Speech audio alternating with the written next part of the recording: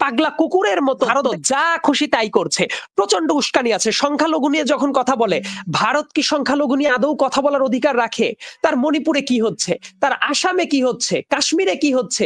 মমতা ব্যানার্জি পশ্চিম বাংলার মুখ্যমন্ত্রী কতটা ধৃষ্টতা থাকলে উনি আজকে এইটা বলেছেন যে বাংলাদেশে শান্তিরক্ষী বাহিনী পাঠানো দরকার।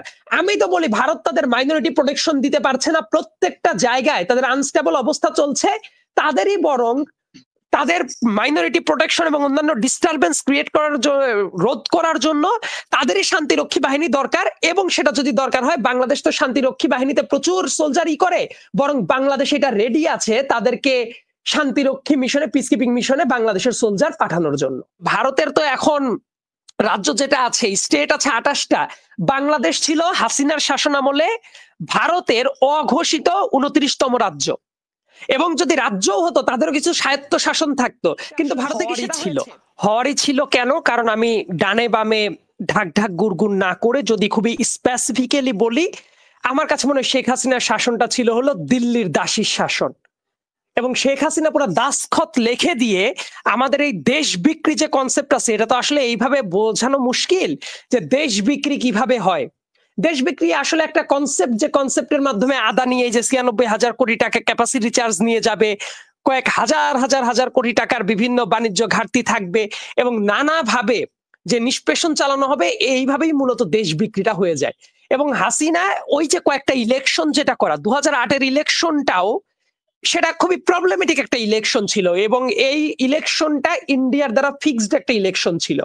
সেটা যদি কোনো অর্থে মানাও যায়, তারপর 2014 সালের ওই যে অর্ধেকের বেশি অংশে ভোটই হবে না, 2018 সালের তাহাজ্জুদ ওয়াক্তের ইলেকশন, 2024 সালের ডামি ইলেকশন, এই ইলেকশনগুলো যে হয়েছে, এটা শুধুমাত্র শেখ হাসিনার বিজয় না, বরং ভারতের ইঞ্জিনিয়ারিং করা ইলেকশন ছিল।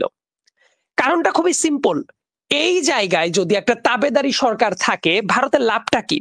ভারতের লাভটা হলো যেভাবে তারা খেলতে চায় আমাদের দেশটাকে নিয়ে, তারা সেভাবে খেলতে পারবে।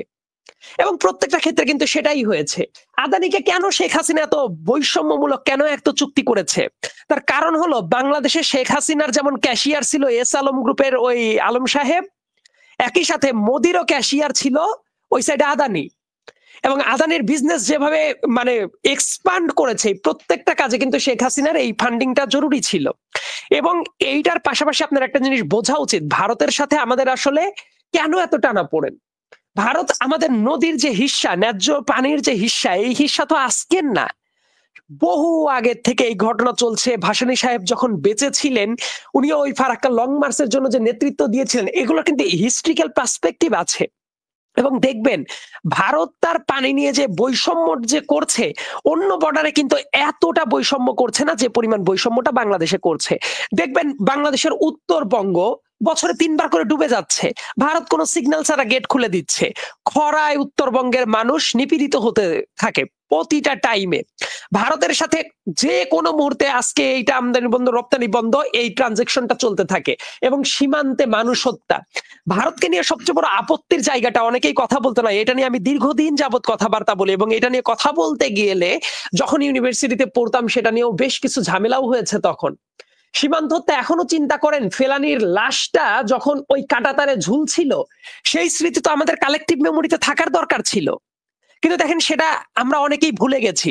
এবং সীমান্তে ভারত যেভাবে নির্বিচারে গুলি চালিয়ে মানুষ মারে, এই 2024 সালেও জানুয়ারি থেকে হিসাব করলে প্রত্যেকটা মাসে যে পরিমাণ মানুষ মেরেছে, এটা কি হওয়া উচিত ছিল? এবং কোন পরিমাণ আপনি ফোর্স প্রয়োগ করবেন, অবৈধভাবে কেউ যদি ঢোকে, সেই ক্ষেত্রেও একটা বিধান আছে, আইন আছে, কিন্তু সেই কাজটা কি করা হয়? তারা লেথাল ওয়েপন পিওরলি অ্যাপ্লাই করে একদম মানুষের জীবনটাই চলে যাচ্ছে। এবং আরেকটা গুরুত্বপূর্ণ ব্যাপার, ইলেকশন গুলা করার পরে আমার কথা, আমি নিজের কথা বলছি না, শেখ হাসিনা নিজেই তো বলতো ভারতকে যা দিয়েছি সারা জীবন মনে রাখবে। কোন মন্ত্রী বলতো স্বামী স্ত্রীর সম্পর্ক, ওই পতিত স্বৈরাচারের পলাতক ওবায়দুল কাদের কি বলতো, দিল্লি খুশি মানে আমরা খুশি। মানে প্রত্যেকটা জায়গায় তারা এমন একটা ইকোসিস্টেম তৈরি করেছিল যেন বাংলাদেশিদের দ্বারা গভর্নড হতো না, ভারতের অ্যাবসলিউট ইন্টারেস্ট ছিল। আমি তো সবসময় বলতাম যে ভারতের তো এখন রাজ্য যেটা আছে, স্টেট আছে 28টা। বাংলাদেশ ছিল হাসিনার শাসনামলে ভারতের অঘোষিত 29তম রাজ্য, এবং যদি রাজ্যও হতো তাদেরও কিছু স্বায়ত্ত শাসন থাকতো, কিন্তু ভারতে কি সেটা হয়েছে? খুবই স্পেসিফিক একটা জায়গায় নিয়ে যাই, আমার খুবই ক্লিয়ারলি মনে পড়ে 2021 সালের ঘটনা। ওই স্বাধীনতার 50তম বছর উদযাপনে 25 মার্চ 26 মার্চ ওই কসাই নরেন্দ্র মোদী যখন বাংলাদেশে আসলো, আসার টাইমে যারা বিরোধিতা করেছিল, বাইতুল মোকাররম মসজিদের সামনে ছাত্রলীগ একেবারে মানুষকে পিটিয়ে কি নির্মমতা দেখিয়েছিল, সেই ভিডিওগুলো কিন্তু অনেকেরই আছে, একদম দাড়িতে ধরে টান দিয়ে ছাত্রলীগ সে নিপীড়ন কিন্তু দেখিয়েছিল।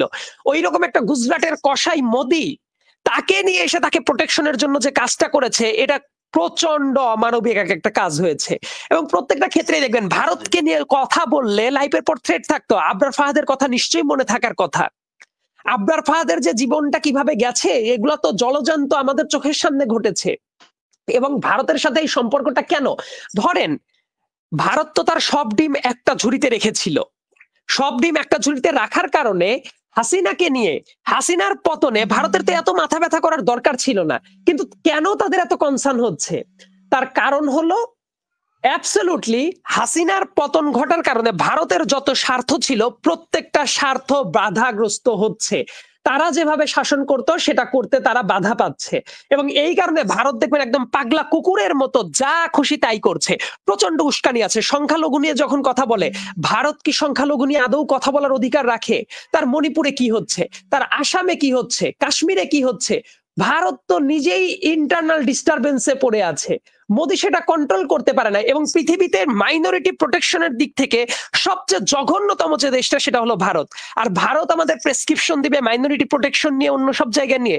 আজকের দিনে একটু আগেই যেটা হয়েছে বিকেল বেলায়, আমি শেষ করছি এই উদাহরণটা দিয়েই। আজকে বিকেল বেলায় যেটা হয়েছে, আগরতলায় বাংলাদেশের যে কনসুলেট ছিল সেটাকে আক্রমণ করা হয়েছে। সেটাই যদি করা হয় তাহলে একটা কিন্তু ইন্টারন্যাশনাল কনভেনশন আছে, সেই কনভেনশনের অ্যাবসলিউট ভায়োলেশন হয়ে গেছে, Vienna convention on diplomatic relations.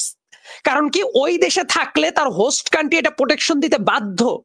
যে দেশ তার নিজের দেশে অবস্থিত বাংলাদেশি কনসুলেটকে প্রোটেকশন দিতে পারে না, তারা এসে আমাদের মাইনরিটির গান শোনাবে এবং আমরা সেটা শুনবো। একই সাথে আরেকটা কথা বলে রাখাটা ভালো, তারা তো প্রোটেকশন দিতেই পারছে না। মমতা ব্যানার্জি পশ্চিম বাংলার মুখ্যমন্ত্রী, কতটা ধৃষ্টতা থাকলে উনি আজকে এইটা বলেছেন যে বাংলাদেশে শান্তিরক্ষী বাহিনী পাঠানো দরকার। আমি তো বলি ভারত তাদের মাইনরিটি প্রোটেকশন দিতে পারছে না, প্রত্যেকটা জায়গায় তাদের আনস্টেবল অবস্থা চলছে, তাদেরই বরং তাদের মাইনরিটি প্রোটেকশন এবং অন্যান্য ডিস্টারবেন্স ক্রিয়েট করার রোধ করার জন্য তাদেরই শান্তিরক্ষী বাহিনী দরকার। এবং সেটা যদি দরকার হয়, বাংলাদেশ তো শান্তিরক্ষী বাহিনীতে প্রচুর সোলজারই করে, বরং বাংলাদেশ এটা রেডি আছে তাদেরকে শান্তিরক্ষী মিশনে, পিসকিপিং মিশনে বাংলাদেশের সোলজার পাঠানোর জন্য। এবং বাংলাদেশের এই টাইমে যেটা উচিত, অ্যাবসলিউটলি মাথা ঠান্ডা করে প্রত্যেকটা ভূমিকাটা নেওয়া উচিত, এবং নতজানু কূটনীতিটা যাতে না থাকে, একেবারে চোখে চোখ রেখে জবাব দেওয়ার মতো ক্যাপাসিটিটা দরকার। তবে অতি উৎসাহী মানুষ অনেক ক্ষেত্রে অনেক প্রবলেম তৈরি করতে পারে, অনেক উস্কানি দিতে পারে, সেই ব্যাপারটাও নিয়ন্ত্রণে রাখার দরকার আছে বলে আমি মনে করি। ধন্যবাদ।